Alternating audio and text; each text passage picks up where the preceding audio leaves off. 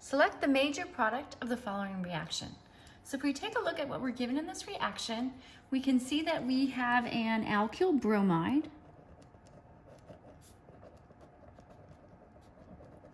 And we say alkyl because the carbon that is attached to is an sp3 hybridized carbon.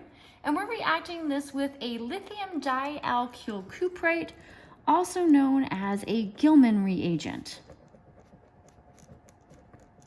So this Gilman reagent is an example of an organometallic reagent, and when we have a metal attached to a carbon, that's going to make that carbon atom nucleophilic. And we know from previous reactions that when we have a carbon attached to something electronegative like bromine, that's going to make that carbon into an electrophile. So we've got an electrophile and we've got a nucleophile.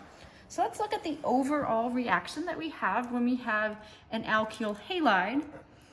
So we'll just say Rx, and in this case, X could be bromine as shown, it could also be chlorine, or it could be iodine. So it just can't be a fluorine. And so when something like this reacts with a Gilman reagent, this lithium dialkyl cuprate, so let's put R prime to indicate that it's different, a 2 to indicate that we do have 2 of those, and the copper lithium. So what's going to take place in this reaction is one of these R groups is going to replace that bond to the halogen.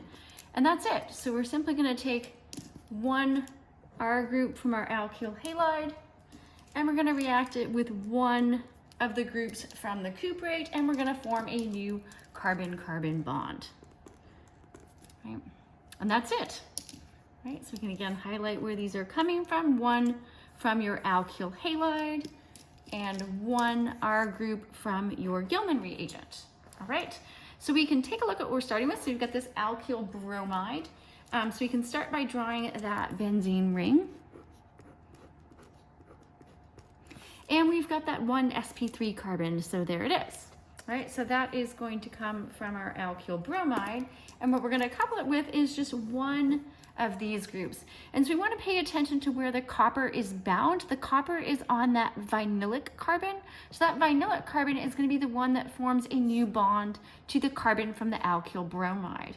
So we can go ahead and we'll draw our new bond in purple here so we can see it. So that is our new bond.